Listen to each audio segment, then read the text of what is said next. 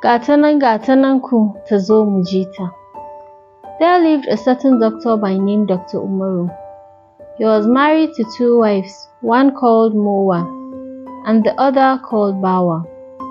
They both bore him 1 girl each. Mowa always gives her daughter the dustbin she gathered after sweeping to throw it away, and the girl would take them to the Gao tree and dump the refuse there. The Gao tree had some growth on it that looked like a person's navel, and whenever the girl throws away the dirt, she used to touch the navel and say, "The Gao tree with the navel." That has been her usual practice. On a particular day, she went to dump her refuse. She touched the navel, and then suddenly the Gao tree pulled itself out of the ground and followed her and was saying, "Every morning, the Gao tree with a navel. In the evening, the Gao tree with a navel. The Gao tree with a navel." And the maiden ran away, and the tree followed her. She came and met some people sewing, and they said, "You maiden, what is the matter?" "Something is following me," she said. And they said, "Sit down here till it comes. We will take our sewing implements and beat it and kill it." They waited a little while, and the Gao tree came along. It was saying, "In the morning, the Gao tree with a navel. In the evening, the Gao tree with a navel." On hearing that, the farmer said, "Maiden, go further." So she passed on and met some people plowing. They were startled to see a little girl running that fast, and they asked, "You maiden, what is the matter?" She replied, "Something is following me." And they said, "Sit down here till it comes."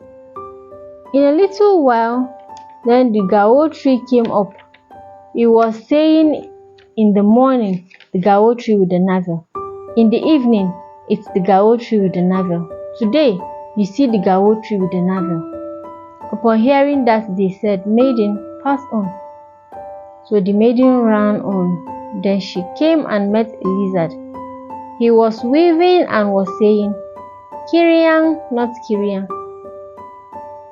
Throw to the right, throw to the left." And he said, "You maiden, where are you going that you are running so fast?" She said, "Something is pursuing me." Then he said, "Wait until it comes."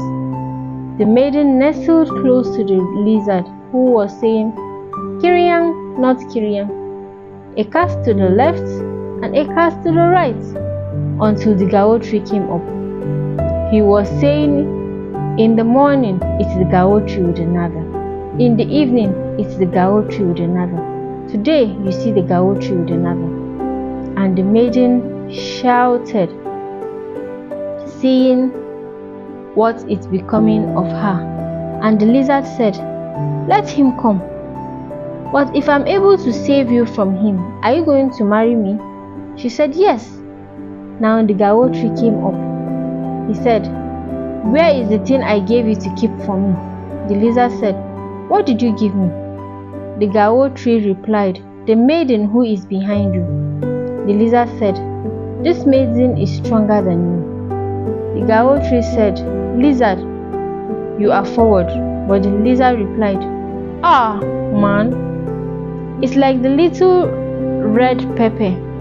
Not until you have touched them, you will not know how hot they are." Then the Gao tree got angry. He seized the lizard and swallowed him. But it came out of the Gao tree's eyes. Then he caught him again and swallowed him, but he came out of his ears.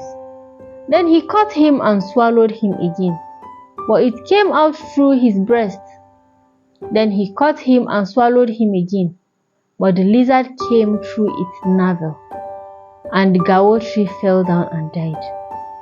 And the lizard said to the girl, "Stand up, and I'll accompany you to your house."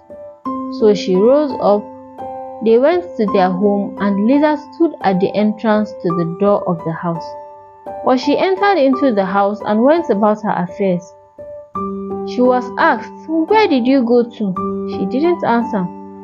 Then her father came out and met a man sitting at the door of the house, and he said, "Greetings, are you well?"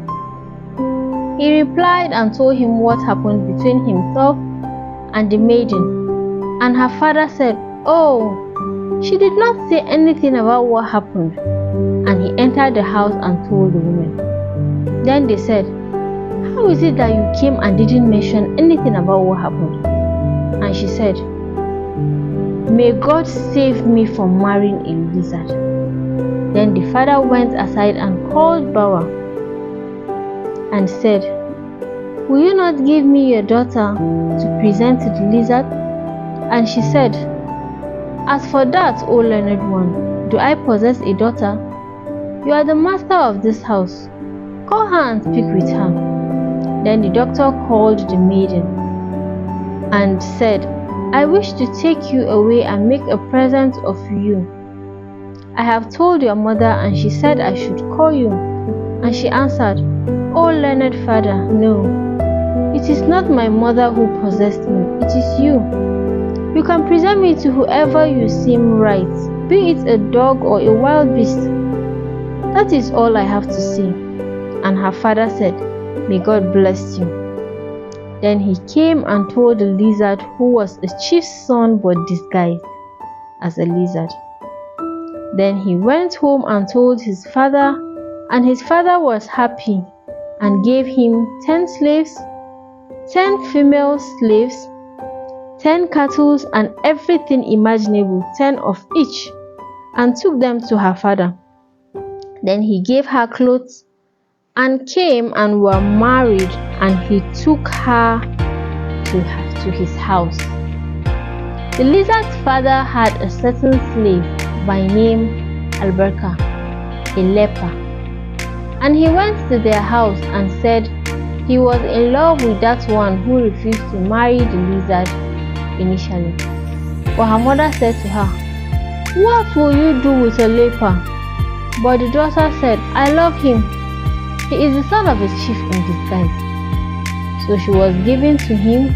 They were married, all ceremonies performed, and she was taken to her husband's house, which was a field. And they were staying all alone.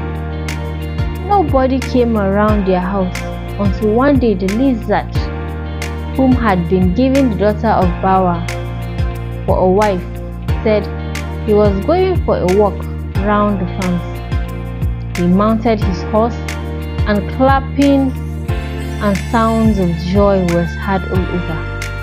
He came to Alberca's house and said, "Is Alberca at home?" Then Alberca came out and saw him. Then he ran back into the house and said, "Bring out water for my master's son." But the wife said, "Your master?" He replied, "Yes, you are a slave." He said, "She was pounding." Then she put down the pistol. She was with child, and that was how she entered the bush. And that was the first person who went to the bush, and she became mad. Takurunkus, that is the end of my story. The moral lesson learned from this story is keep your promise. One good turn deserves another. The lizard saved her, and she couldn't pay him back with the good he did. The second moral lesson is that you don't love people for who you know they are or for what they can offer. Love them for who they are. I hope to see more moral lessons out of this story in the comment section. Please endeavor to subscribe while you await and enjoy more and more stories and our Hausa lessons. Thanks for staying tuned. Bye. Say Anjima.